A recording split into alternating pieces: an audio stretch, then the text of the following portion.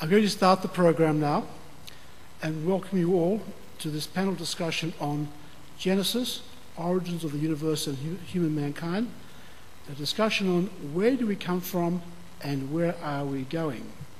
Firstly, my name is Robert Simons. I'm from Sydney, Australia, and I'm the president of the Australian Friends of the Hebrew University.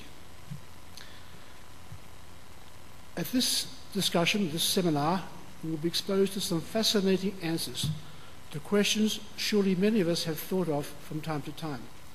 Where do we come from and where are we going? We have with us some of the best minds of Hebrew University who research these questions from various directions.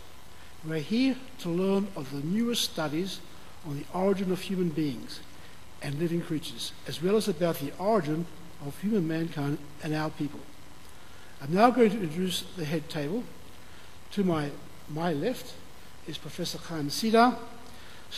He studies the wonderful internal program that generates an entire organism from a single cell.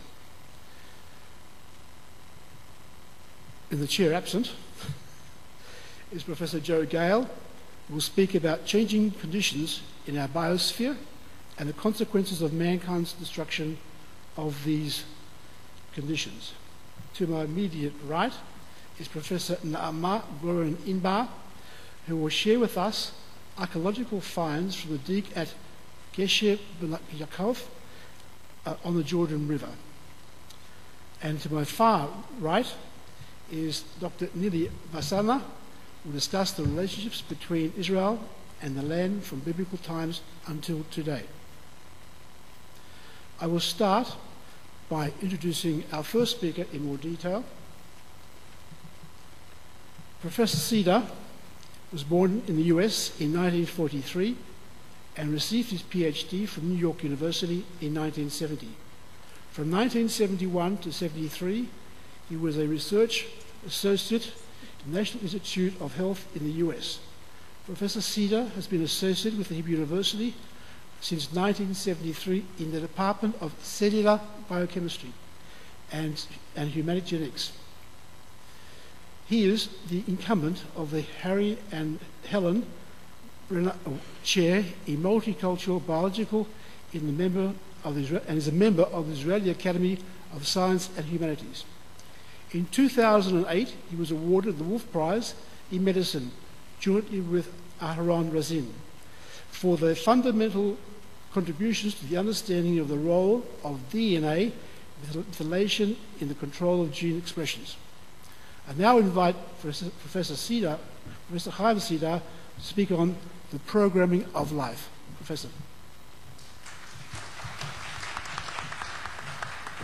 Good afternoon to everybody. It's a pleasure to be here. I hope you're all having a good time here in Jerusalem.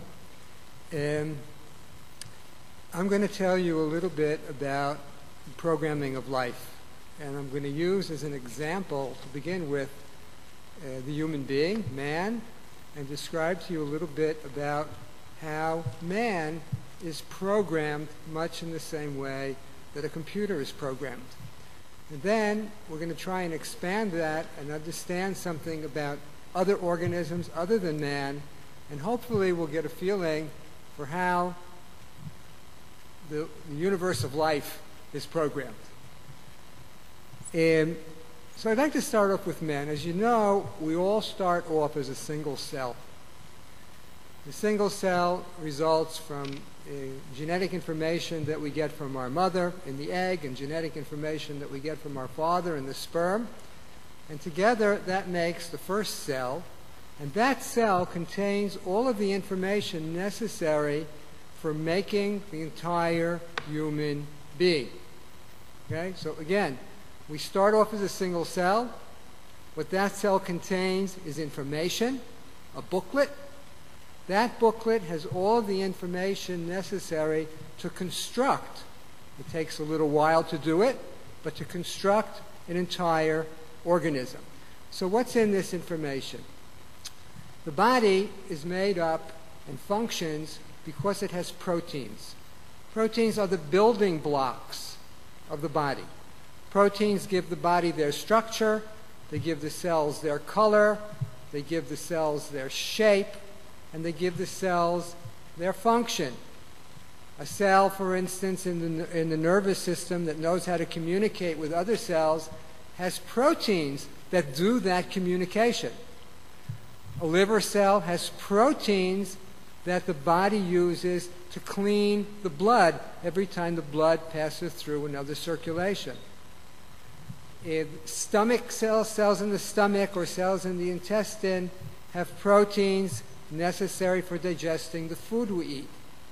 So everything that happens in the body, the way it looks, the way it smells, the way it walks, the way it talks, the way it thinks, everything has to do with the proteins that it has.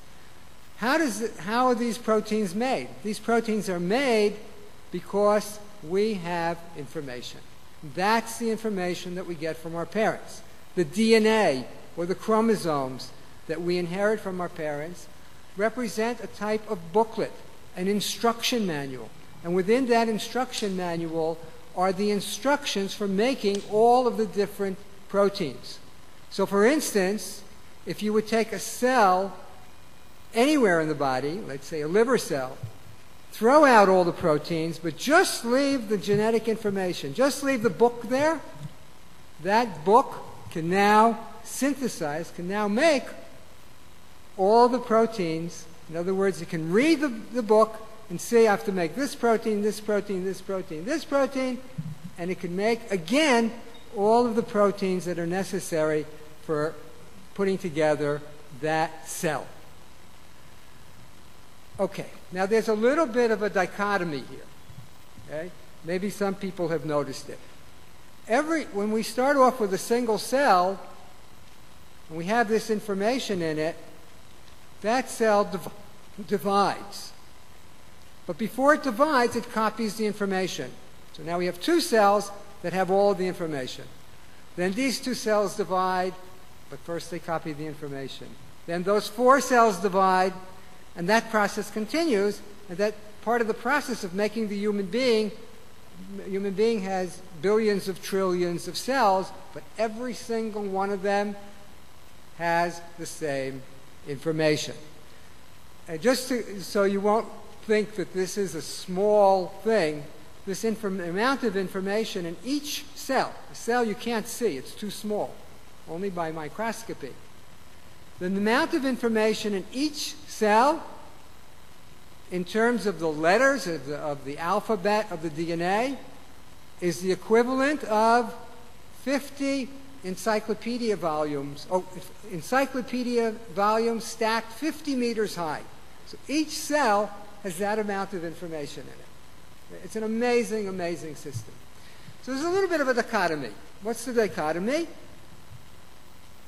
Every cell has the same information, but not every cell uses the same information the same way. So liver cells make proteins that are important for the liver, but those proteins are not made in other cells. The nervous system makes proteins that are important for the nervous system, but those proteins are not made in the liver, even though the liver has all that information. So there has to be some way of regulating the information. And about 35 years ago, together with Aaron Razin, we discovered one of the key ways that human beings and animals, mammals in general, how they do this regulation. And it turns out to be something quite simple. You know, DNA is a chemical. It's not a book, as I've described it, but a chemical book. And it can be modified. And every place where an information is modified by a methyl group, a chemical methyl group, that gene or that information is turned off. So for instance, if I would now go walking through the booklet in the liver, what would I see? I'd see gene, gene, gene, gene, gene. But information for protein, another protein, another protein, another information for... But I would notice that this gene is methylated. That means I, in the liver cell, don't read it. Next gene, unmethylated. I read it. That's a protein that's important for the liver. Next gene, methylated. Don't read it. And of course, the programming, the placing of these switches, these methyl groups, in another cell is completely different. Because in that cell, you have to turn on certain genes and turn off other genes. So the whole process of expression, the whole process is regulated. It's programmed. And one of the mechanisms, one of the key mechanisms, is what I've described to you, DNA methylation. So now we can sort of understand in a general manner, without going into too much detail, how we as an organism develop. We start off as a single cell. We have all the information. Then, as the organism starts to divide, the cells start dividing and start making differentiated cells. Different parts of the body, different tissues, different types of brain cells. The cells know how to turn these switches on and off. So if in this area of the embryo it turns on certain switches and turns off certain switches, that'll make a liver cell. If in this part of the organism it turns on this and turns off other things, it'll make heart muscle, or it'll make nerve cells, or it'll make cells from the intestines, or it'll make skin cells, or it'll make the cells that make up the connective tissue of the body. Each one of those cells is programmed, and that programming is what makes that into the cell that it is. So now we can understand. We start off as a single cell, and that cell has all the information needed, but there's a program, there's a computer program that sets these switches in different places at different times in different locations of the body, and that's what generates a whole variety of different cells which makes up the human being. Okay. Now, so where is the information for programming? Where is it? So you all know the answer. That information has to be in the same book. Because the only thing we get from our parents is that book. So within this book that has information for making all the building blocks, it has information how to make the carburetor and how to make the battery and how to make the, I'm not so good at cars, how to make the windows, and it has all that information. But unlike a car factory, that same booklet also has all the information, how to regulate these, how to program them, when to do this, when to do that, where to put this, where to put that. It's all included in this same booklet.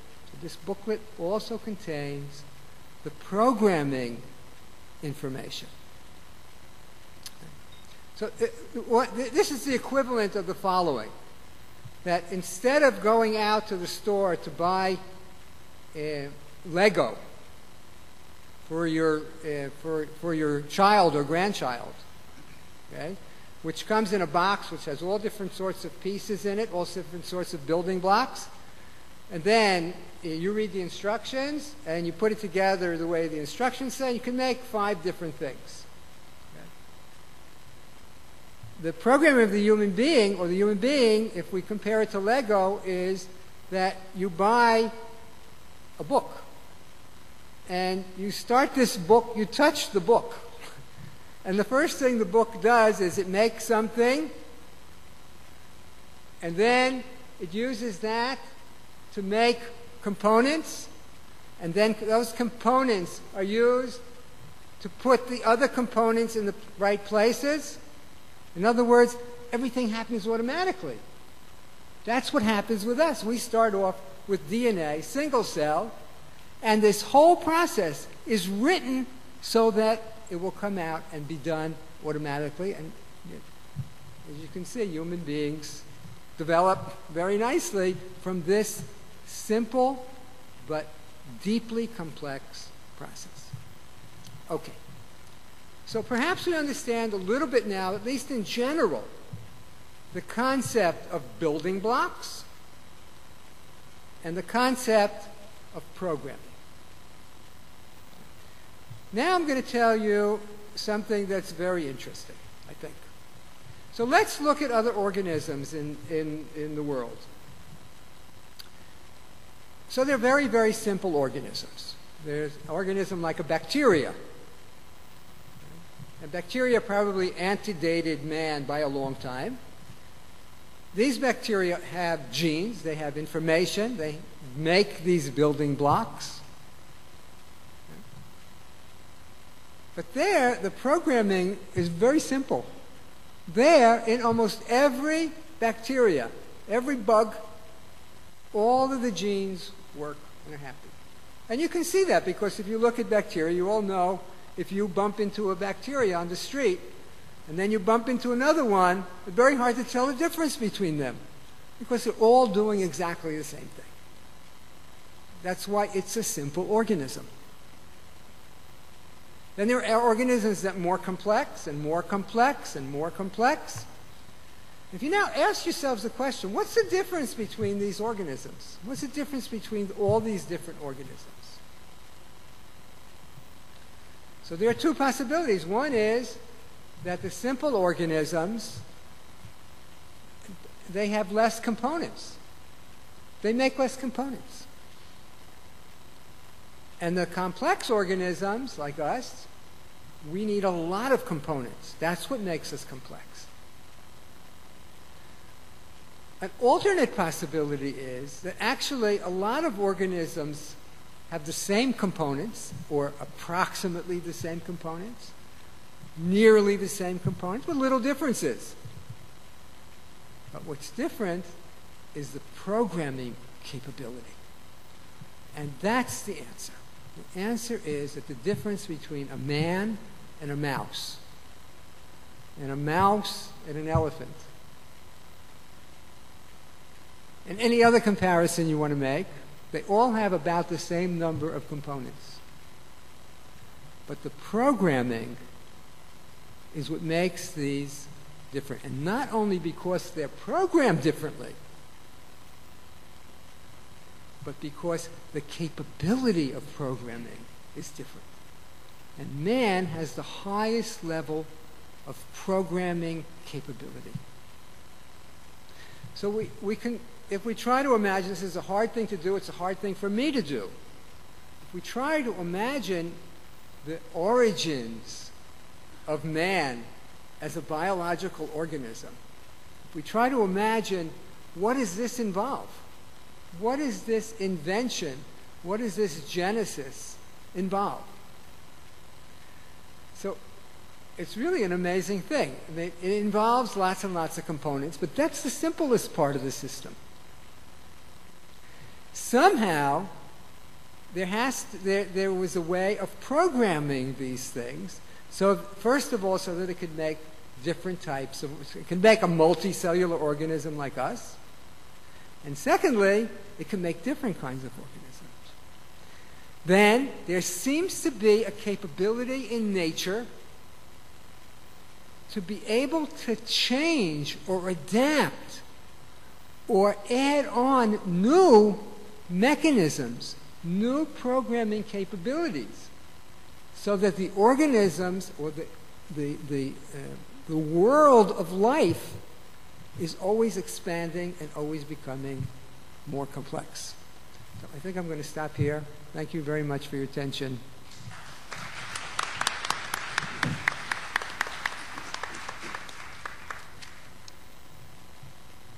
Thank you, Professor Ceder, for most informative information that you've given us this afternoon. I'd now like to call upon Professor Naama Goren-Inbar. She will talk to us this afternoon on out of Africa, hominins and their culture in the Levant. Professor Naama Goren-Inbar was born in Hadera in 1948 and received her PhD from the Hebrew University in 1982. She began as a lecturer in the Institute of Archaeology at the Hebrew University, and in 1984 continued to become a full professor in 1997. From 2002 to 2005, she served as the chair of the Institute of Archaeology. Professor Goren-Inbar has excavated extensively in Israel, focusing mainly in the lower and middle pathologic sites.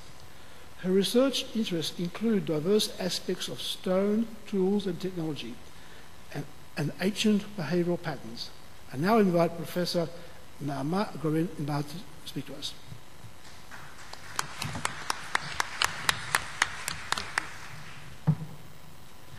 Thank you very much.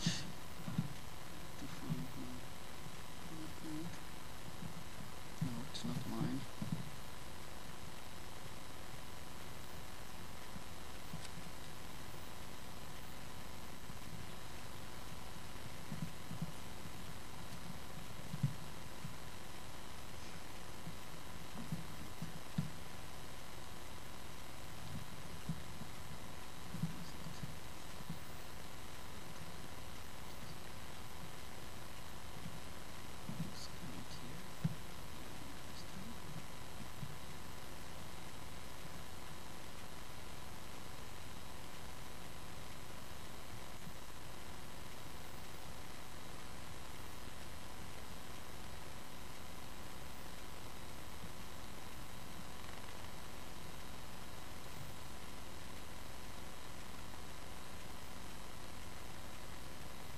Well, it's a Schlafstunde, so it will take me only 10 minutes. Okay, here we are. Well, Chairman, thank you very much. I'm very happy that I can say a few words in this very difficult hour for everybody. I'd like to follow the theme of this session. Where do we come from and where are we going? Well, I cannot speak about cells. I can speak only about archaeological matters. And what I would like today to present from you is some of the evidence that we have that explains human behavior in the Rift Valley, in the Upper Jordan Valley, at the site Gesher Bonot Yaakov. I'll call it GBY for the ease of it, as something that happened about 750,000 years ago.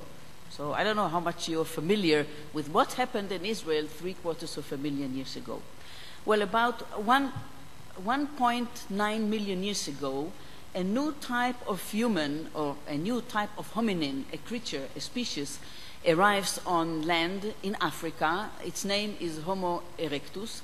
And this creature is very intelligent in comparison with the ones that became before him, the ones that were living in Africa before him.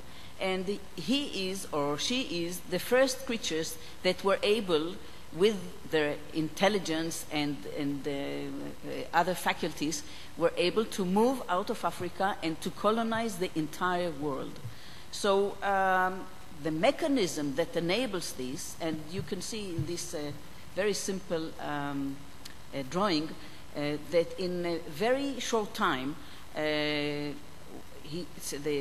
Homo erectus started their voyage, say 1.9 million years ago, and here in Georgia, at the site called Manisi, by 1.7 or 1.75 million years ago, we already have a community of these creatures. We follow them to Java, and we follow them to Pekin men, who are basically the same type of hominins. They go and they distribute around corridors, and you can see that it's depicted in a way of corridors, and these corridors are very familiar to us from the fauna analysis of different time periods, because it's the easiest way to go from one place to another, water-wise, relief-wise, and other things.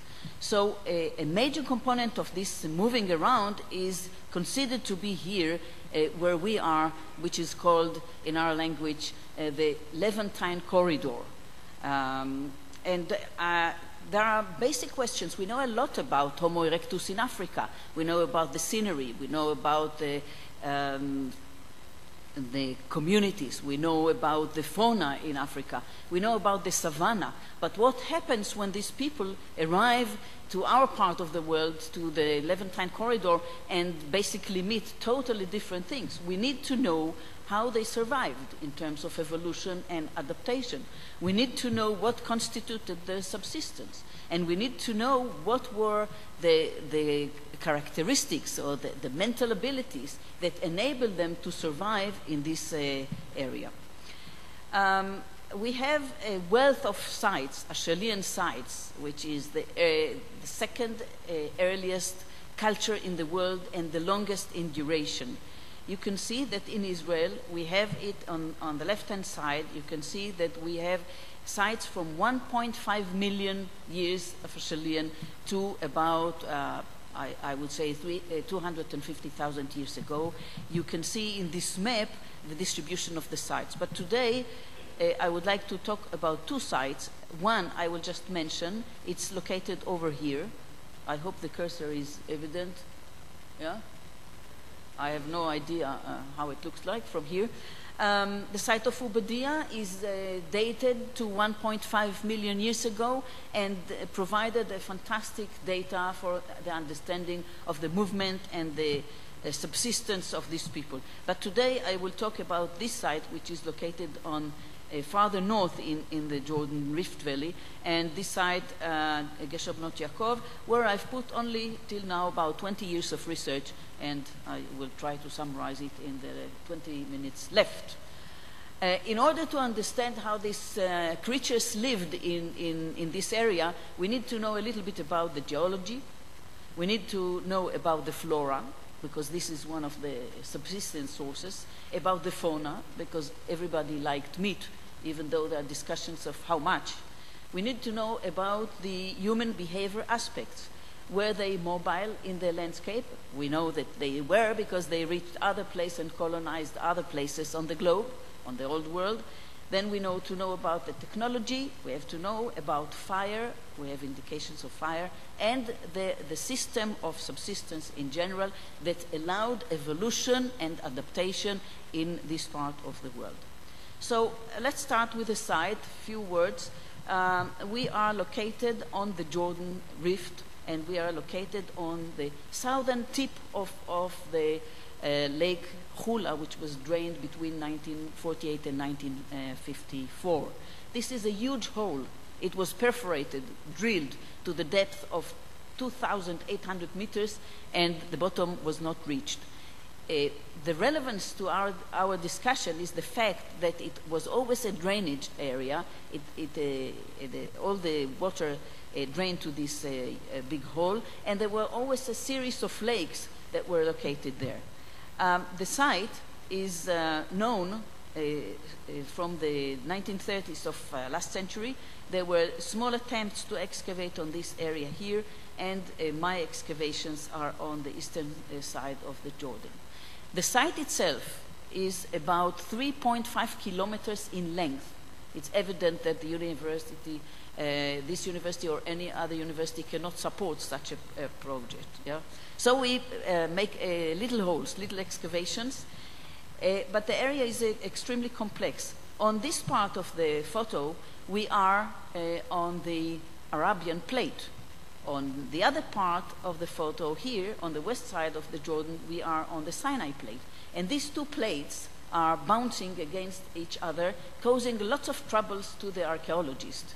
The trouble in the lower part of the picture, you can see that the exposures are minimal, because we have tectonics, we have deformations, we have burial, we have erosional features. And here in these pictures, you can see what the deformity, how the deformity was caused to the site, because all the layers that we have excavated are tilted between 30 to 40 degrees. This is a very unique feature in the world of archaeology, matched only by the site of Ubadia, which I was mentioning before. The site is waterlogged. On the one hand, we drained it, we pumped the water. On the other hand, we had to spray it with water, and I'll show you later on why. We have made, during 7 field seasons, we have made some 6 trenches, and we looked at the stratigraphy, at the bedding in these 6 trenches, and we compiled a composite section that you can see over here. The entire length of the composite section is 34 meters, and in this 34 meters we have a documentation of the behavior of the ancient Hula Lake. The Hula Lake is going up and down, and this movement is actually, or the oscillations of the water level is actually reflecting global climate change. Sometimes we have a very cold areas with water, and other times we have very warm periods with less water, and so on and so forth. We were able to locate over here the transition between the normal polarity, magnetic polarity, and the reversal magnetic polarity. And this precise point globally is dated to 0.78 million years ago. So now we know what we have here in the section. The geologists calculated that we are looking here at about 100,000 years of accumulation of material from the Paleo-Hula Lake. And in this accumulation, we have a lot of elements that are typical to this kind of environments. We have evidence for human occupation from the top to the bottom in the form of stone artifacts. We also have a lot of animal remains, and we also have a lot of organic material which were preserved due to the nature of the sediment, which is waterlogged.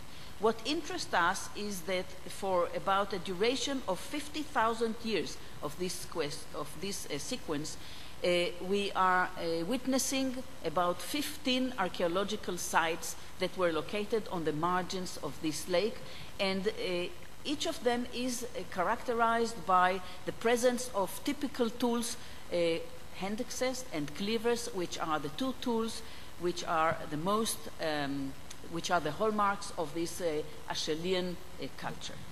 So this is basically the record, and now we go into what is the nature of some of the archaeological occupations, of the hominin occupations around the lake. In this photograph you can see an elephant skull that we found, and underneath a wooden log made of oak. Oak in this part of the world is the toughest, the strongest type of wood. And you can see lumps, big lumps here. These big lumps are the origin. They are basalt slabs which were transformed into a course, and from this course big flakes were struck, and hand axes and cleavers, the two most typical and common types of tools, were modified. So we have other raw materials as well, but I wouldn't talk about this. This is a photo of one of these hand axes. They usually have a teardrop form, and they are very similar to many of these finds that were found, particularly in East Africa, but going from South Africa all the way to the Maghreb, and in some particular points in France and mainly in Spain. So we know something about the culture of these people who came over here.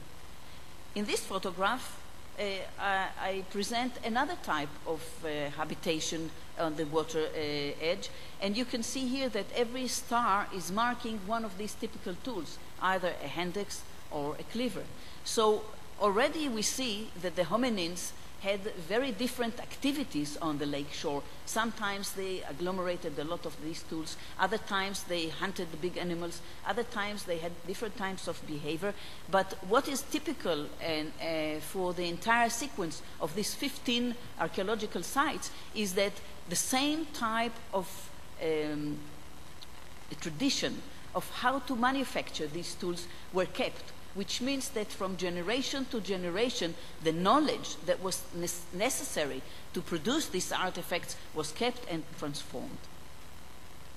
So we also made some experimental archaeology in order to better understand what we are looking at in the collections, and we concluded that on the archaeological surfaces that we excavated, we see only a very little limited part of what was going on in the old days.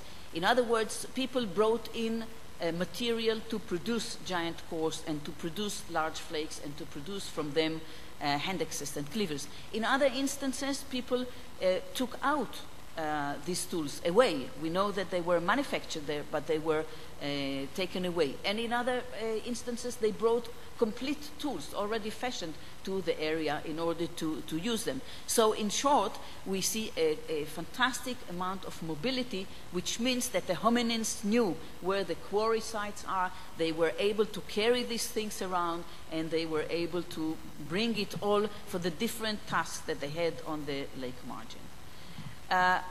Interesting and quite a discovery was the work of one of my students. We have found out that in each and every archaeological horizon that we excavated, there were clear indications for fire. So it means that these creatures were sophisticated enough to have the ability to control the fire. You can see here a sequence of sub-layers which are depicted over here. The red spots are where what we call phantom hearths, where the fire, center of the fire was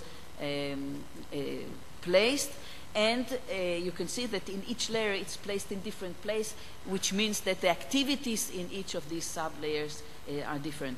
This represents 10,000 years. It's quite, for us, it's quite a high resolution, and this is the earliest evidence for fire in Eurasia. Only Africa has earlier evidence than this. Now, fire is necessary for a huge number of tasks and users. I would not go into all of them, but look at this stone, typical stone, which we call pitted stones.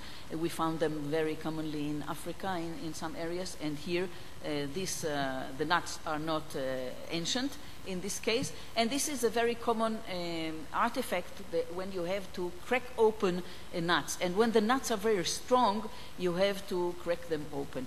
One type of nuts that we have found at the site is so strong that one needs to roast them first and only then to crack them open with stones.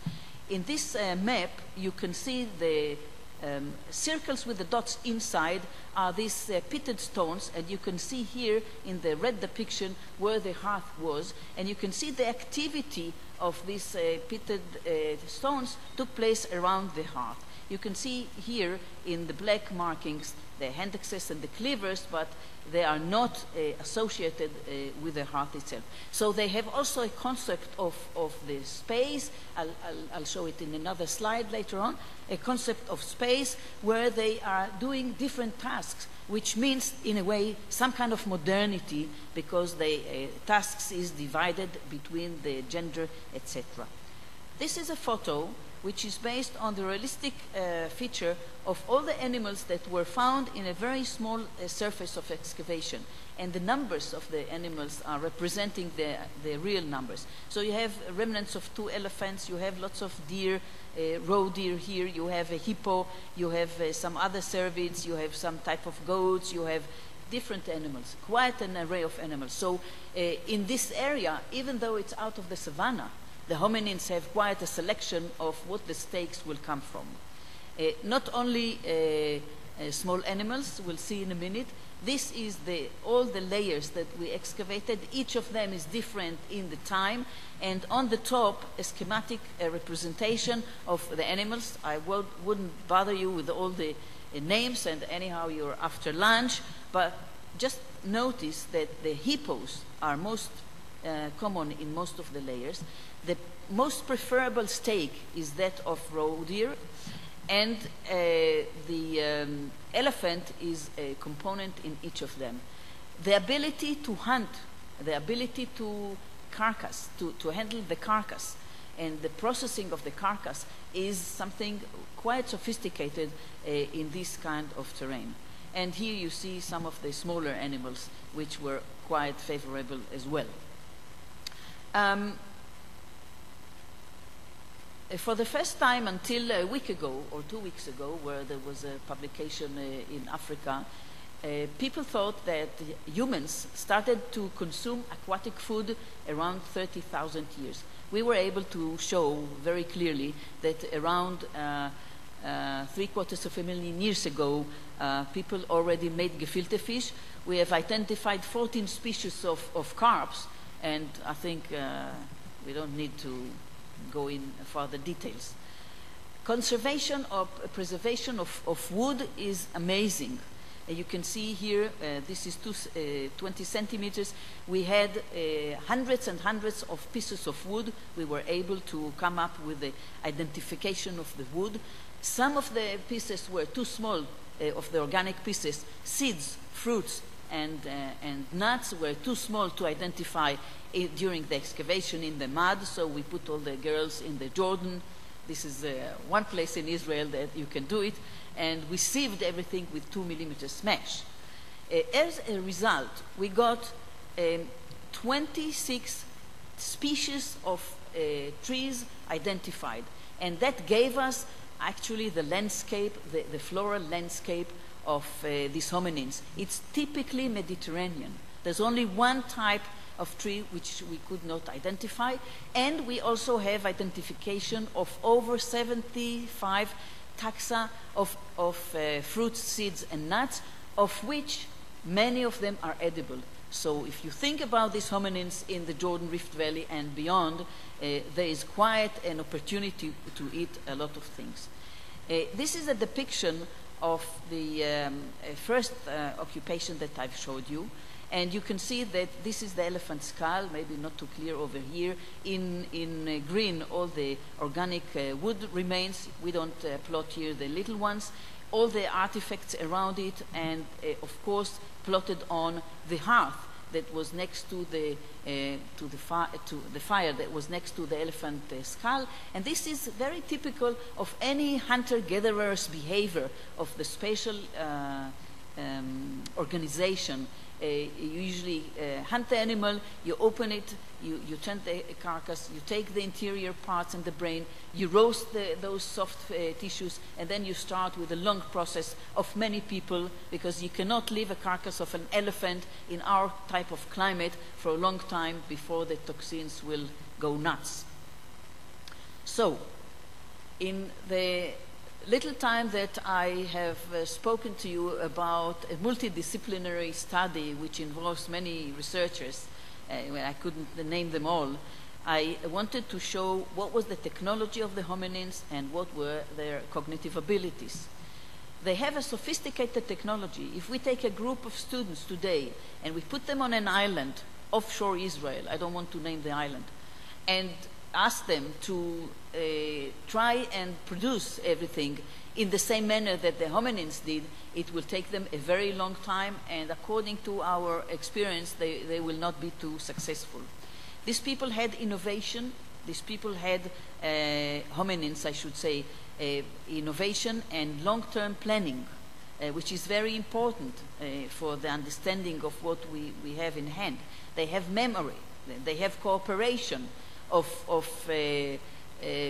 women and adults usually collecting the nuts and other small sorts of things based on ethnology, and the males going on the hunt of the big animals, and the processing is usually done by everybody. There's food sharing, which is not trivial. There's division of labor, as I said before, and all in all leads to modernity. And if I may say my own opinion, it calls for language. I think with the last efforts that we have done, with the help of many institutions, we could say that the conditions in the Upper Jordan Valley in terms of environment were quite lush, and then in terms of behavior, we were able to reconstruct the mode of life of these ancient humans, hominins, some 750,000 years ago. Thank you very much.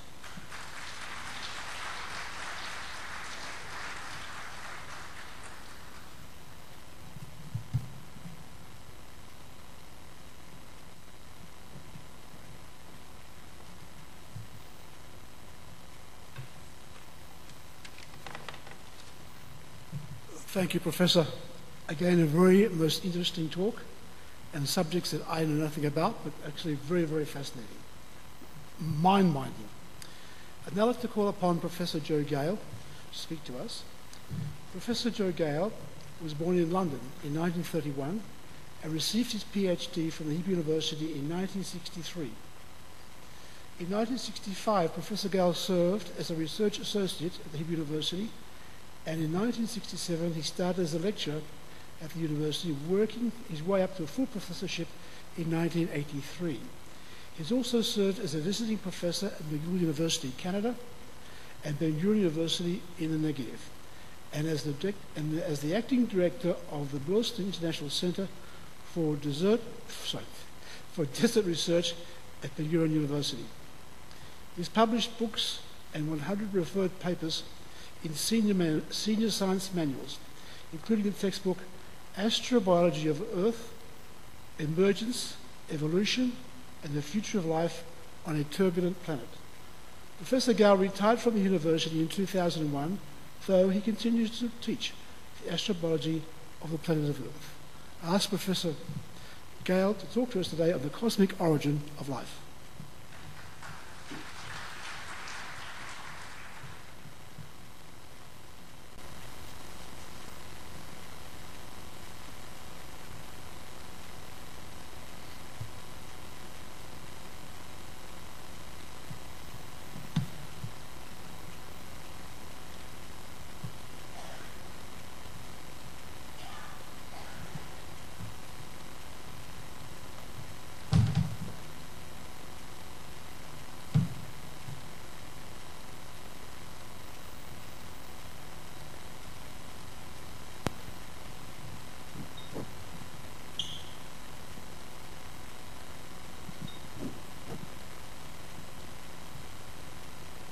Thank you, Mr. Siemens.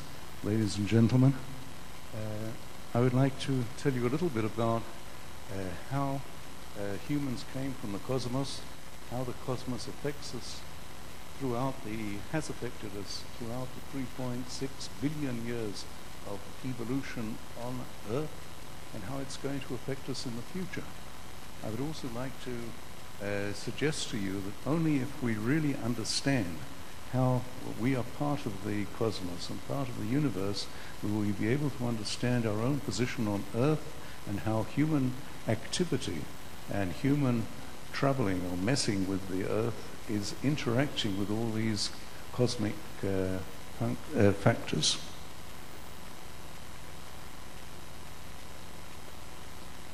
There are two major questions which we are faced in the 21st century. The first is, will the Earth's biosphere, that's the thin layer in which we live on the surface of the Earth, continue to support humanity? And the other interesting question is there life somewhere else in the universe? Today we know that about 15% of all the planets, of all the stars that we can see, have planets. And it's a strong possibility that on these planets, which we can now find, there may be life. There may even be advanced life. There is even a small chance that there will be intelligent life on some of these stars. Astrobiology is the subject which looks out from the Earth and looks out towards these planets and towards the planet satellites. A planet satellite is a moon. We have, on Earth, we have our own moon. We know that other planets have moons. There is a chance that there will be life on these planets and the planets' moons. However, I find that even more interesting is the mirror image of astrobiology, in which we look at what we know about what there is out there in the universe. The stars, the planets, the comets and asteroids of our own solar system, the various different radiations, how each of these impinges and impacts Earth and has provided the conditions which allowed life to appear on Earth, as I said, 3.7 billion years ago. Let's start with the Milky Way. The Milky Way is that collection of stars, maybe 100 billion stars, in which we live. Those of you who have any dealings with real estate people, who does not, know that there is three major considerations of real estate. The first is location, the second is location, and the third is location. And it's exactly the same thing, and the same consideration comes when we want to think about the position of our star in the Milky Way galaxy and the position of Earth within the star system of our sun. This is a drawing of the Milky Way galaxy. We can't have a photo of it because we would have to be on another galaxy to look back. But this is pretty much accurate what we know of our galaxy. Our particular sun up here is here in a fairly low density area. This is extremely important. And the reason this is important is that every so often one of the stars explodes as what we call a supernova. This is a picture of a supernova which was taken in 1994. You can see it slowly increasing in size from February to July 97. Why is supernova so important? First of all, very few of the stars actually have the elements required for life. When I say elements, I'm thinking in the chemical sense. Carbon, iron, phosphorus, these are very rare. Most stars are just hydrogen and helium. But a supernova, it produces these elements. And it also produces other stars. Our particular star, the sun, was produced by a supernova with the elements required for life. It's only a few percent of the elements, but it's very, very important. On the other hand, the supernovae are bad news. They are good news because they produce elements. They are bad news because they produce a lot of radiation. And if we were here somewhere in our sun, and let's say here nearby there was a supernova, it would wipe out all the life on Earth. This hasn't happened, so it's because we're in a very low density area. This is a diagram of our solar system. There are actually two diagrams here. First of all, let's look at this one on the left-hand side, the larger diagram. We see the sun in the middle, and we see the various planets circling the sun. Our Earth is at a particular place. It's the third planet out from the sun. Why is this particular? Because it's just in a place which is sufficiently warm to keep water in the liquid phase and sufficiently and not cold enough to freeze the water into ice. Everything we know about life requires liquid water. So this is an extremely important factor. In fact, when we look out in astrobiology at other planets, the first thing we look at is, do we have temperatures between 0 and 100 degrees centigrade, or 32 to 212 Fahrenheit, if you're used to that. There's some other things you can see in this diagram. First of all, let's look up in this diagram at the top. You see here the entire solar system. The entire solar system you're looking here is actually in this internal circle. And what we see is that around the solar system, at a very great distance, there is something called the Oort cloud, which is a collection of millions and millions of comets. Comets are being described as dirty snowballs. Each one is a certain mass of dry matter with a great deal of water. Now, as long as they're turning around in the Oort belt, doesn't really affect Earth. But occasionally a passing star will disturb or perturb the comets here, and they will start going in the direction of the sun and will circle around the sun. As long as they're just circling around the sun, that doesn't affect us very much. But occasionally they will be drawn into this area where you have the planets, and they may strike Earth. This could be quite catastrophic. Here we see a picture of the Halley comet as it was taken a few years ago, and as it was circling quite harmlessly around the sun. But we know that occasionally these comets strike Earth. 65 million years ago, a very large comet struck the Earth in what is now Yucatan, Mexico, and caused such a tremendous change of climate that about 90% of all life became extinct, was destroyed. Most famously, but not actually most importantly, it was the dinosaurs, which disappeared at that time, allowing the mammals, including humans, to become quite extensive on Earth. Do you think that was a long time ago? I pointed out in one of the previous bands that there are asteroids, stones or rocks which float around in the solar system, and occasionally one of them will also strike Earth. This shows a small rock, maybe 10 meters in diameter, which struck an area which is now Arizona about 50,000 years ago, and it caused this hole. Now this hole is actually about a mile wide. You can see the size if you look at the approach road and the visitors center here. You can see the size of this hole. Had this rock struck any large habitable areas, habitated areas such as New York or Moscow or Tel Aviv, there would have been millions of people killed immediately, not to mention the general effect on the flora and fauna. You may think this was a long time ago.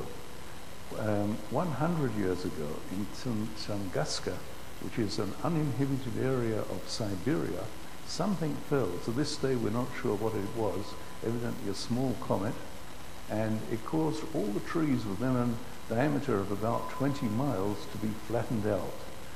Again, had something like this happen today, and it could happen any time, it would have, in a habitated area, it would have caused millions of people to die.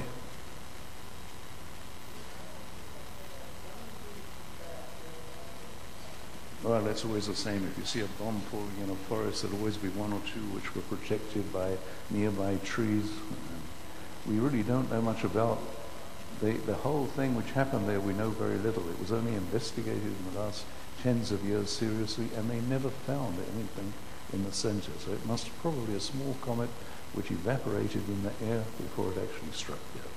The sound was so big that it was heard in London thousands of miles away. Anyway, there are many factors which have affected life in the 3.6 billion years of evolution. Just mention a few of them. The sun has increased its radiation by about 25% since then. You think today we talk about a possible increase of radiation of 0.1% affecting the climate, and here was a 25% increase in solar radiation, and it takes a lot of explaining why Earth wasn't cooked by this, or hasn't been cooked. The speed of rotation of the Earth and the revolution of the Earth around the sun are not constant, but have changed. We take for granted that the Earth turns around once in 24 hours. Think about what would happen if the Earth turned around once in 12 hours. At the beginning, the Earth really revolved at a higher speed. Also, the shape and the way it goes around the sun have changed. This has caused changes in climate and in seasonality. I'll give you just one example. Most of you here are Jewish people who are familiar with the Bible stories of the various festivals, which we say that this is when there was a yield, the crops were taken, this is when they were sown, and so on. It doesn't always work out. And one of the reasons why it doesn't work out is that since the Bible was written 2,000 years ago, or was put together 2,000 years ago, the seasons have moved. They've moved by about 2 months. And in that time, that's one of the reasons why this doesn't really work out very well. Other factors which have affected life on Earth is the occasional impaction by, as I mentioned, asteroids and comets, movements of the Earth's tectonic plates. We live on the surface of the Earth on plates which are floating on a semi-liquid layer underneath. When these tectonic plates, their movements have affected the evolution of life in ways in which I don't have time to go into it, but you're probably all familiar with earthquakes. Earthquakes happen when two tectonic plates rub against each other. You're all familiar with this, in those of you who come from California, and those of you who live in Israel, where there are very many earthquakes, thank goodness, usually at a very low level. And then the life on Earth has gone through volcanism, ice ages to an extent in which almost all of Earth has been covered with snow and ice, something which has been called snowball Earth. There's always been some place where life has continued. And the changing atmospheric composition. We take it for granted that we have 21% oxygen in the air, which is very good for humans and animals. It wasn't always like that. And life has had to adapt to whatever is available. not only does it adapt to what is available, but actually it changes the composition of the atmosphere as well. There is a constant interaction. If we look at the evolution of life, I'm looking here just at the last part of the evolution. For 3 billion years, almost nothing happened in evolution other than having monocellular life forms like bacteria. But starting from about 500 million years ago, not a very long time in evolution, there was suddenly a tremendous burst in multicellular evolution, which produced the plants on one side, animals on the other side, and up here, almost falling off, humans. Now, the appearance of humans is purely fortuitous. It might not have happened at all. Our big brains may have turned up in fish. We may have all been fish, or we may have turned up in a dinosaur and then become extinct. I'd like to point out that from the point of view of evolution, there are only two things which have any importance. One is the ability to reproduce, and the other is the ability to survive. Now, humans have shown themselves to be very good at reproduction, particularly in the last 1,000 years. For a very long time, say from about this is billions of people, and this is the time factor, and the red is the number of people on Earth. What we see that from 7,000 BC, there were very few people on Earth, probably not more than about 1 million on the entire Earth. And this continued right up to about 1000 BC, when it slowly increased up to about 1000 AD. From about 1000 AD, or about 1,000 years ago, there has been a tremendous explosion of population. We're right in the middle of this explosion of population. The entire Earth seems to be covered with humans. You can see this going right on to now. At the turn of the millennium, there were only 6 billion people on Earth. Today there are 6.7. Just 10 years later, there are 6.7 billion people on Earth, and it's calculated that in about 30 years there will be another 50% of population. This is a horrific thing. As you know, humans pollute. This is something you read about in all the newspapers, and you know what's going on at this very moment in the Bay of Mexico. Just to remind you, petroleum soils, industrial pollution, acid rain, human waste, smog, critical soils, and pesticides, you name it. We're a horrible animal. As far as the evolution of life on this biosphere is concerned, we're a catastrophe. And we may be a catastrophe to ourselves. One of the things which is most well known is the increase of carbon dioxide in the atmosphere. This shows the date from the beginning of the Industrial Revolution up to today. And the red line is carbon dioxide. This is something we're very, very sure about. Carbon dioxide has increased from about 250 parts per million up to about 380 parts per million today, an increase of about a third. That's an enormous increase. There is a tremendous argument going on in science as to what the effects of this would be. This blue line is the temperature on Earth. According to the United Nations, this increase of carbon dioxide has increased this temperature. There are many scientists, I'm one of them, who think this is not necessarily true. It doesn't mean to say there is no increase of temperature, but it's doubtful whether this is caused by the carbon dioxide. I don't want to get into it at the moment, but one thing is sure.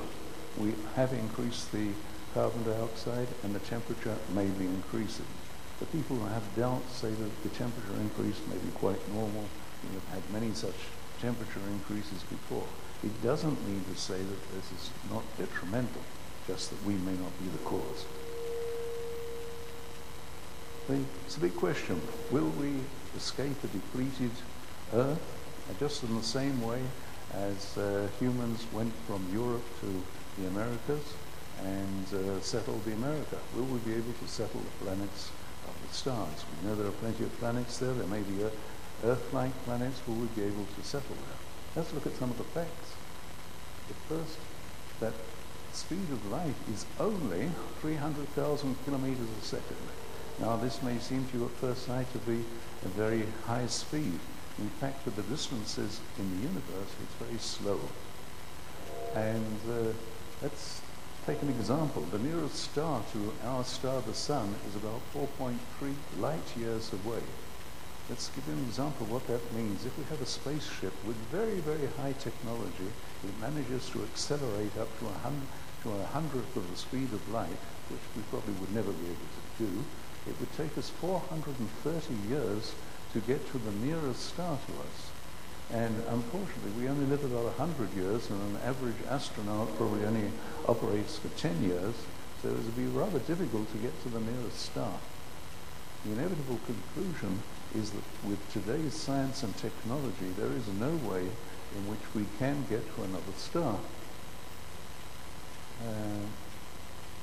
So what are the take-home lessons of this talk? The first is that there are numerous factors extraterrestrial outside of the Earth which affect life, have always affected life, affect it today, and will affect it in the future. And none of these factors are constant. They are changing all the time. They are dynamic, and some of them cannot be predicted, such as the Earth being struck by a comet or an asteroid. And finally, humans today are capable of so affecting and destroying the biosphere that it may no longer be acceptable for humans. Could be one example. If there is an atomic war between Pakistan and India, then the chances are that no human will be able to live on Earth. On the other hand, cockroaches will do very well for various reasons. So the Earth will be conquered by cockroaches. And almost every talk on astrobiology finishes with this slide. But what is the most important question for humanity? Not is there intelligent life in the universe, but is there intelligent life on Earth? Thank you.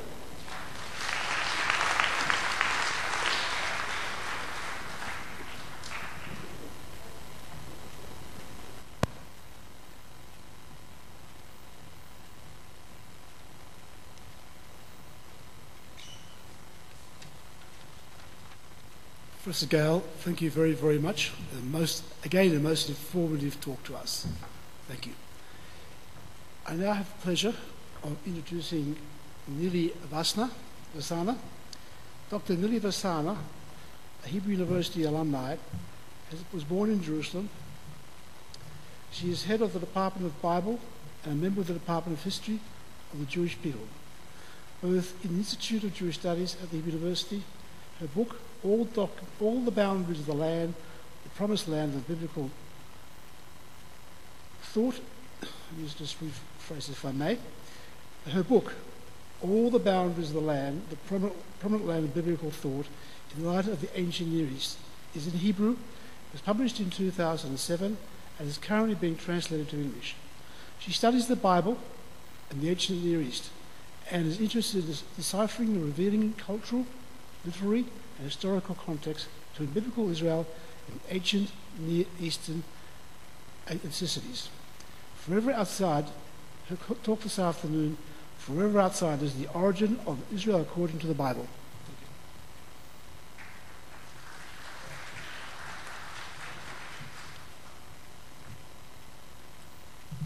Standing under this still really intimidating question, I would like to talk about perhaps a sign of intelligence on this earth, which is this fascinating book, which actually begins with the first book, which is named Genesis Bereshit, and talks about the beginnings of life, and is perhaps incredibly interesting in that it gives us an insight into the way people have tried to form or to picture their background and their history.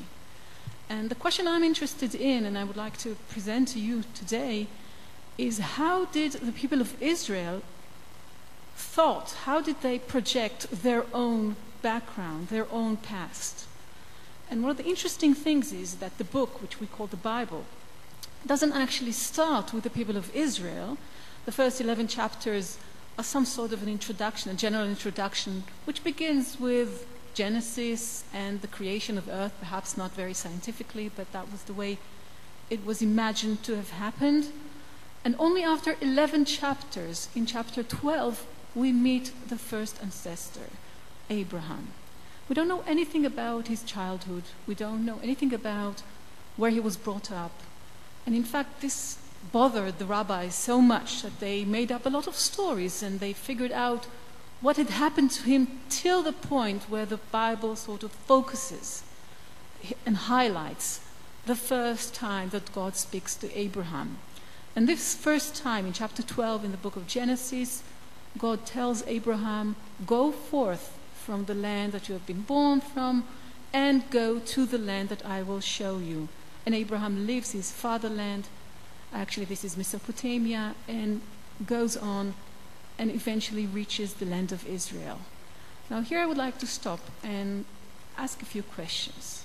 The first question is, how come Abraham was not born in the land? Now this may sound a little bit, well, of course, he wasn't born there, so it's a fact. This is how it happened. But this answer is simply not enough. Because as we know, the stories in the Bible are not about what really happened. These stories are about what do we want to tell you. And I've just given you an example, as we asked before, why don't we know anything about Abraham till this point? It's not because Abraham didn't exist or that nothing happened. It's because this is not interesting for anyone who wanted to tell the story. So from our perspective, I would like to separate the two issues apart. We're not asking what really happened. That's a different question. What we're asking is, what is the role that the stories have for the people of Israel who are carrying them on, who are putting them in writing, who are creating this fantastic literary creation, the Bible? So why wasn't Abraham depicted as being born in the land? Now, I'm not making things up now. David Ben-Gurion, the first prime minister of Israel, actually wrote an article which he named Abraham the Hebrew. And he said, well, we don't know anything about Abraham from before, but I will tell you, Abraham was born in Israel. He left to Mesopotamia, and then he got the message, go back to your country or to the place which I will show you. Now, the reason David Ben-Gurion wanted to present Abraham as a sabre, as someone who was born in the land, as an insider, is because he felt a little bit uncomfortable with the concept that the right to the land was the right of promise. The land is a promised land. He thought it would be better to present the land as something which was forever, always has been the place of the Jewish people. In fact, this is how he starts the first, what we call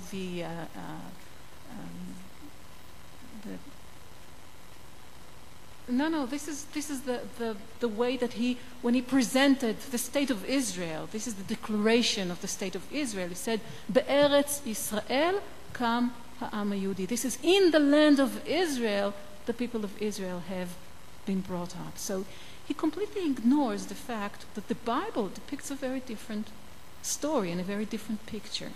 Abraham is an outsider. He was not born in the land of Israel. In fact, it's not even called the land of Israel. The land of Israel is a name that you find in the Bible only in some of the very late books. You find it in the Book of Chronicles, you find it in other places, but only in 10 places altogether. It is almost always named after the people who lived there before Israel. This is the land of Canaan, the Canaanites. These are the autochthonous people. These are the people who've been there from the very beginning. And the people of Israel are outsiders. So Abraham gets the command to go to the land which I will show you, which eventually turns out to be the land of Canaan. He comes here. And then it happens again, all over again. His descendants, the sons of Jacob, leave the country, go to Egypt, they multiply there, and they leave Egypt, and they have to enter the land from outside, and in fact to conquer it. And they are conquering it from a different people again, the Canaanites, the Amorites, the Jebusites, etc., the 7 people who, according to the Bible, are settled within the land. And it is only after they conquer the land that they can sit in it. But it's not over yet. Because once again they leave their country, due to their behavior according to the Bible. And once again, they return, again from Mesopotamia, they return to their land in the 6th century BCE to re-establish the state of, at that time it's called Yehud. So this story is a never-ending story, and if you like, I could have continued it on and on to this day. This going out and coming back to the land is the story of the people of Israel, but since we're concentrating on the Bible, I would like to ask once again, what kind of a beginning is that? How do you depict a people which is an outsider to his own land? And where else do we find this kind of a phenomenon? Which people tell such stories about themselves? This is very rare, in fact. Most people would describe themselves as autochthons, which means we have been born, we have been here ever since the beginning, ever since the creation of the earth. We've always been here. Our fathers, in fact, some of the stories that we find with the Greek people are that these people have sort of grown out of the land like plants. Our forefathers have crawled out of the land, have come out. They are so natural to this land. This is what we usually find when people talk about their beginnings, their genesis. So once again, we have to ask ourselves, what is the role that these external origins played within the depiction of the Israelites or the Jewish people themselves? Why was it so important for them to depict themselves as outsiders? And this is repeated again and again and again. And I'm stressing the fact that regardless of the historical facts, which I may just to reassure you, this need not necessarily be historical truth. Archaeologists, and I have Naama here on my right, archaeologists tell us that at the time that we are looking into the formation of the Israelites, this is somewhere around 1200 BCE, at that time we are looking at a people which is very complicated. Some may have come from outside, not necessarily from Egypt, maybe from the north, maybe from the east. Some are definitely people who were there all the time. And together they formed the people of Israel. So historically speaking, we're not necessarily asking what were the facts. Again, we're asking from the ideological point of view, why do people depict themselves constantly as outsiders? I'm going to do some sort of an excursus now, because apparently this is not the only description of the Israelites, of the origins of the Israelites in the Bible. It also bears evidence to another form of ideology, but this is very hidden, and you sort of like have to put your highlight or to light it in order to actually notice it. I brought the Bible with me so you won't say I'm just making things up. And I'm going to read to you from a book which is usually, nobody actually opens that book. This is the Book of Chronicles. It's the last book in the Bible. It's a very late book. It was written somewhere around the 4th century BCE. And it repeats the events which are mentioned in the books of Samuel and Kings. So a lot of people simply don't read that book. But actually, if you think about it, it's a very important book because you do not repeat something unless you have something new to say.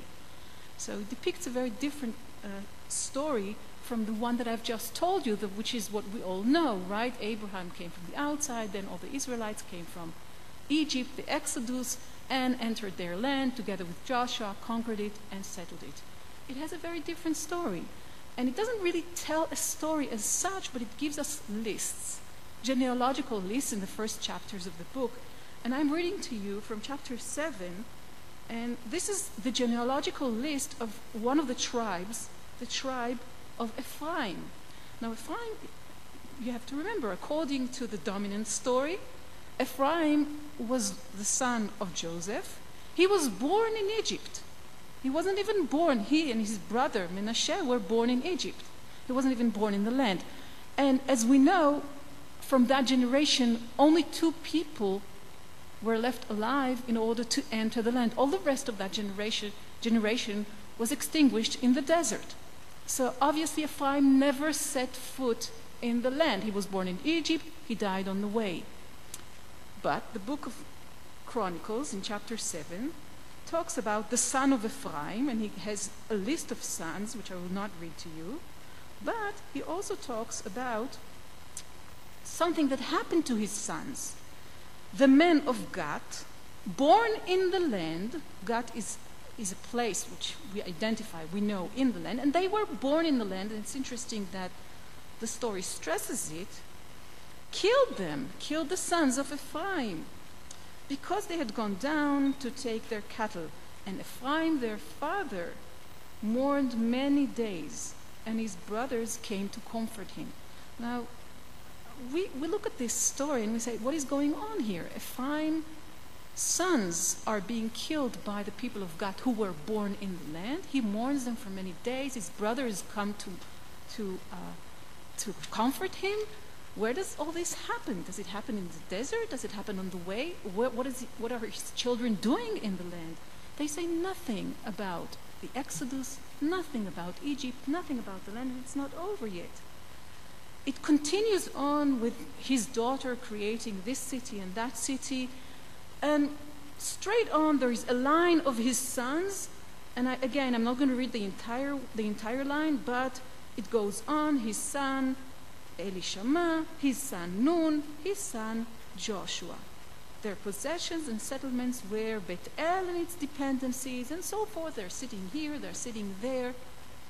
Joshua, son of Nun, whom we all know to be the hero of the book of Joshua, the conqueror, the commander of the conquest of the land, is just one in the list of names of the sons of Ephraim sitting in the land, dealing with the people of the land, mourning, dying, building, and nothing is said about the Exodus, nothing is said about the conquest of the land.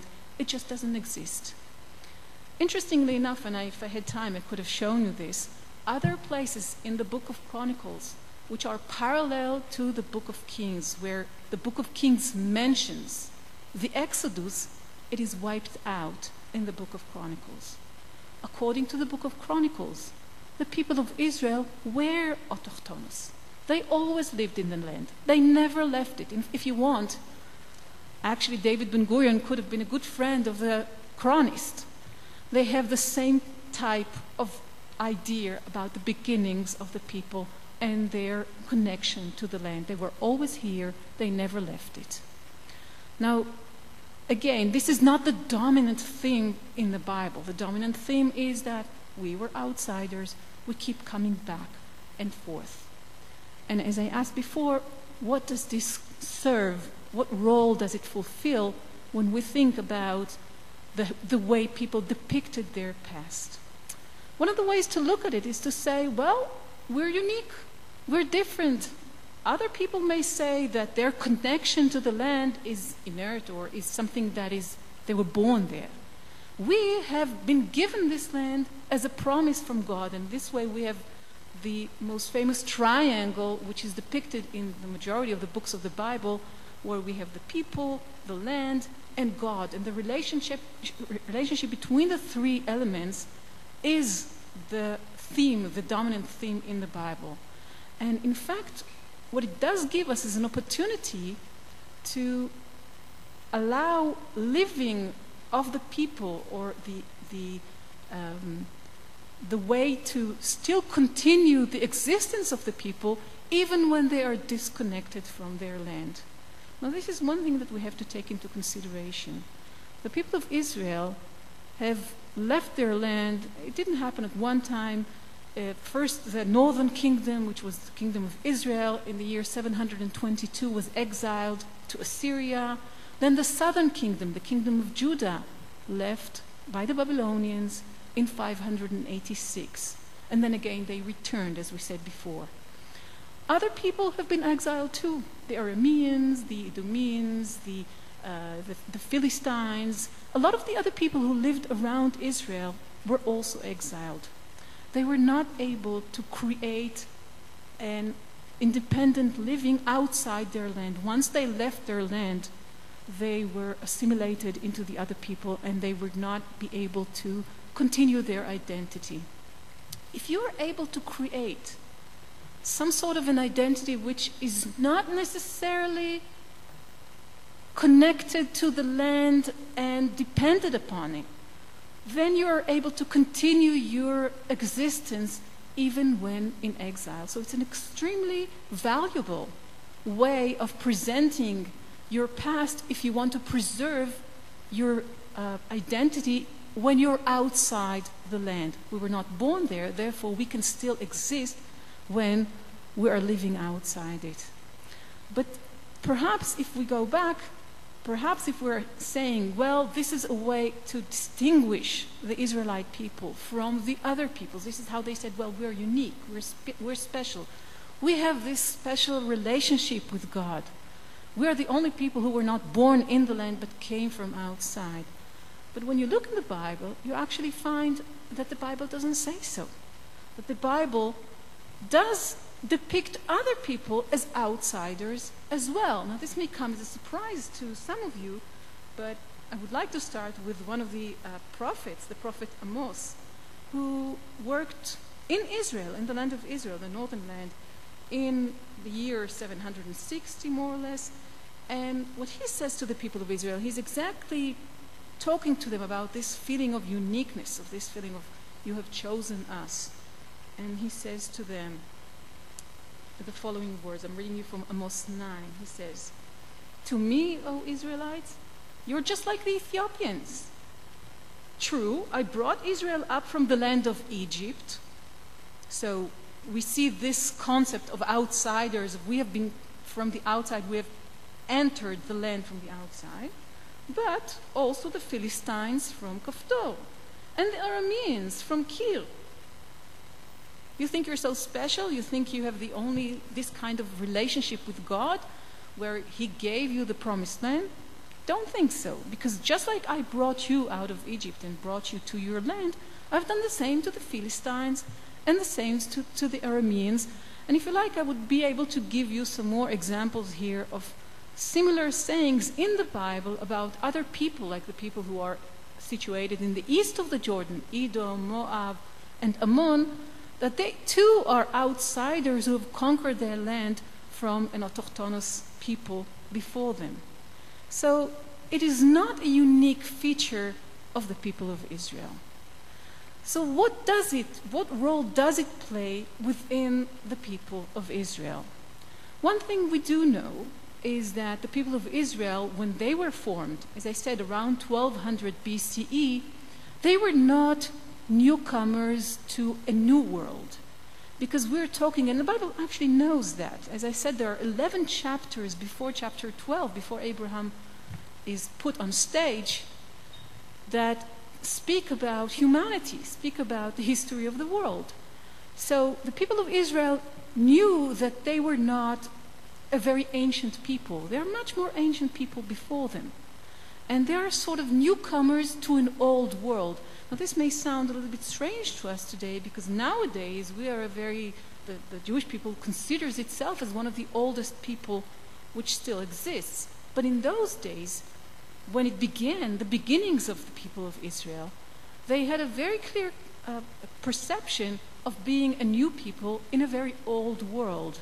And in fact, this old world goes back to 3rd and maybe even 4th millennium BCE with a direct cultural contact that was there in Mesopotamia, in Egypt, and in this area as well.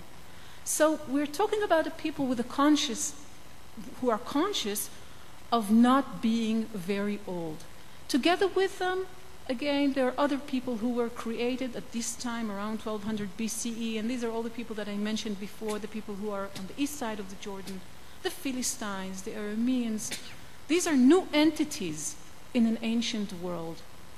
It seems to me that this perception of being a new people in an ancient world created this kind of theme, that we are not people who are here forever, because we know we are a new element and we have not been here ever since forever. In fact, we do have one analogy, and the analogy is Greece.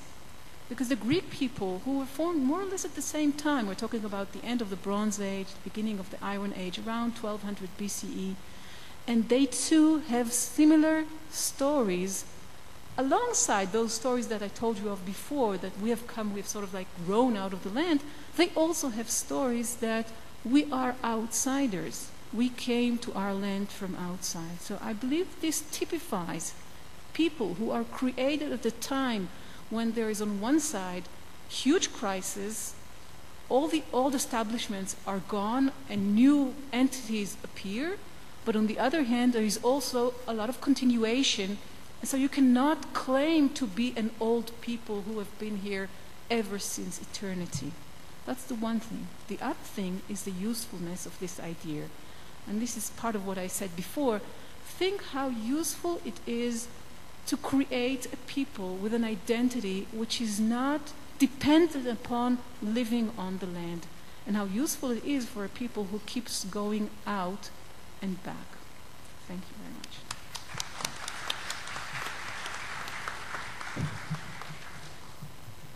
Thank you, Nili, for again a most interesting talk. We have about 10 minutes for questions, so I wonder if you could ask the operator who would ask this.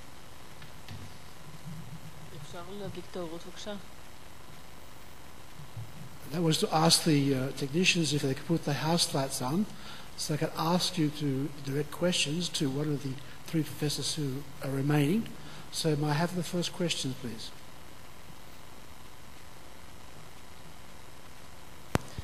Gentleman over here. Yes, please. Speak a bit louder, sorry.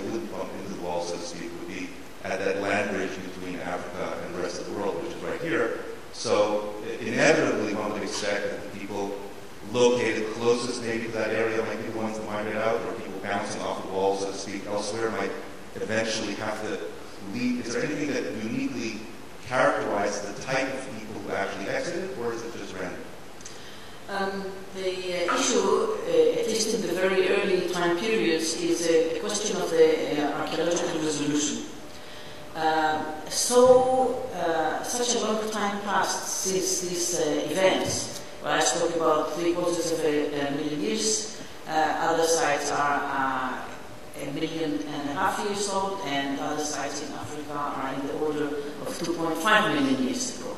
So the best resolution, the best visibility that we have is actually in places where the landforms were eroded and enable us to see strata that are usually covered by sediments. So in the Rift Valley, all along the Rift Valley, we have such a situation. The rift is moving, the rift is, the floor of the rift sometimes is sinking, and we have walls and we have flanks of the rift that enable us to glimpse into the sequence of events that were laid there geologically. From time to time, and that's always associated with water, we do find remains of activities, either the hominids themselves or their material culture, which are beyond these troughs in the landscape. But these are very small, and thus, as I said, associated with the availability, with long duration availability of water in the form of springs. Yes. Fred. Question directed to who?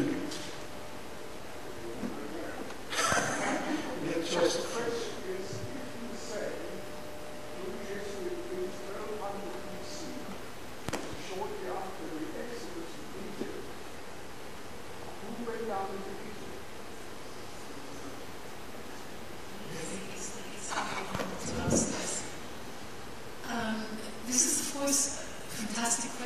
what exactly do we know about the people who went down to Egypt and came out from it, or Exodus? Outside of the Bible, we know nothing. It's not mentioned anywhere in Egyptian sources. We have no idea. Archaeology has no indication of people coming from Egypt into this land at this point, that this is the origins of this new entity that we are able to identify here. So it's a very hard question to answer. The Bible insists that the origins of Israel are from Egypt. I guess there must have been some kernel of truth, or some small group there that was the source of this belief. But in fact, I could also make a case that would say that this is entirely made up, because it's such a useful invention. But I can't prove it either way. Thank you. Professor Gale, I would like you to elaborate on J.T. Lovelock's theory of the Earth being a living organism. On the theory of the Earth being a living organism, the Gaia hypothesis. Hypothesis requires proof. I know no proof. That's the answer to the question. Little man.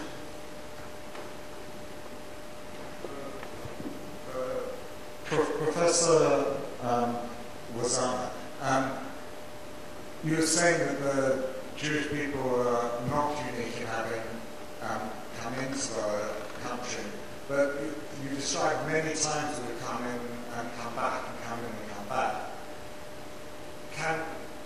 Isn't that in itself unique? Not to have done it once, but to have done it again and again and again. A feeling in the culture that this is our land wherever we are, thousands of years later coming back, 2,000 years later coming back from many parts of the world, thousands of miles away. That is surely. I do agree that we do not have an analog to this phenomenon, and in fact, what I believe is the difference here, what differentiated between the people of Israel and, say, the people of Aram, or the people of Edom, or other people, as I said, other entities which coexisted together with Israel, also were exiled, but never came back, is that the people of Israel at that time had the Bible. And once they had the Bible, they became the people of the book. They had something that they could unite around, and this is what kept them as a cultural and religious entity, and they couldn't do it. One more question? Please, over here. On the left-hand side. This is the last question. Second last question.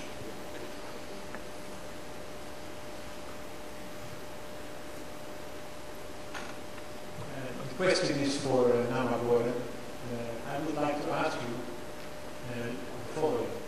Since about 15 years ago, Bar Yosef in Harvard thought always about Turkey as a place where the three people separated. I mean, one people separated in three. Why suddenly you came to the conclusion and hold true with you that it had to be Georgia and not Turkey? Georgia is an example of the finds, of the rarity of the finds, and the fact that we have about 5 skulls or formal erectus in Georgia means absolutely nothing about other places. The archaeological resolution of Turkey is still very low, no political initiative. But if we have over 350 sites of Astrobiology, we know less than 20 sites in Turkey, and politically we know that Turkey is much bigger than Israel. So we discussed, as was mentioned before, facts. Theories, there's a lot. Thank you. And 2 rows behind you. This is the last question. 2 short points now put forward. One, the lack of archaeological evidence of the triumph over the Egyptians would be a natural expectation, since up to today, if there's any defeat of the Arabs by the Jews, it's not mentioned anywhere. It's simply taken off the agenda. So not finding such evidence in Egypt would simply more be inclined to explain as evidence that really did happen, and you didn't want anyone to know about it, like the destruction of their Air Force recently. And the second point are the various other cultures who were exiled, who we mentioned, that they also have a notion that God, the universal God, gave them the land in order to do a very large and specific task of the mitzvahs of the Torah. And if they don't, they'll be kicked out. We have that notion. Did they? Okay, the first question goes back to the question I've been asked before, actually. As I said, since we have no evidence, we only have the story in the Bible. And when we look at that story is very much like the story of Genesis. In fact, if I had time now, I would be able to show you that the same language is used for the story of Genesis as for the story of the crossing of the Sea of Reeds. I think about the only two places in the Bible where you find the word teva. It's in the story of Noah and the story of Moses. There are so many contacts between them. This is literature. And this literature, as I said, is not history. It has a message. Now, trying to decipher the history behind it is one of the tasks that we try to do in the Department of the History of the Jewish people. But for that period, it is very hard to make a differentiation between a story which is semi-mythical and history behind it. As I said, I cannot disregard it altogether. And the fact that it is there and it is very consistent throughout the Bible may mean that it does have some kernel of truth. I don't know how many people, family, 100 families, I have no idea. Maybe even one person, I don't know. The story was there. I cannot dismiss it altogether. But to take the story as such, 600,000 people leaving Egypt and crossing the desert for 40 years, is something that we cannot accept. It is impossible. There is no way that you can correlate it with the remains that you find later on, which we identify with the first Israelites, which is something like 10,000, 20,000 people who are living in shackles and huts in the area of Judea and Samaria. That's the first question. As for the second question, can you remind me?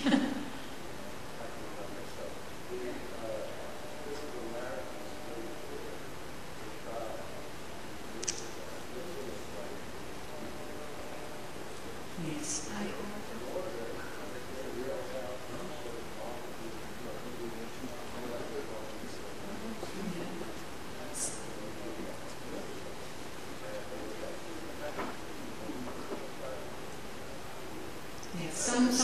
one of the questions before here asked me about we're trying to find what is unique, and unique is that again this happened more than once. The people came back to the land, and what is also unique, and we don't have any parallel to that, is that the people depicts itself as having a relationship of a covenant with God, Brit, Old Testament, New Testament. The whole concept of a testament or a Brit, a covenant with God, is unique to the Bible. We do not have a parallel to that, at least not yet.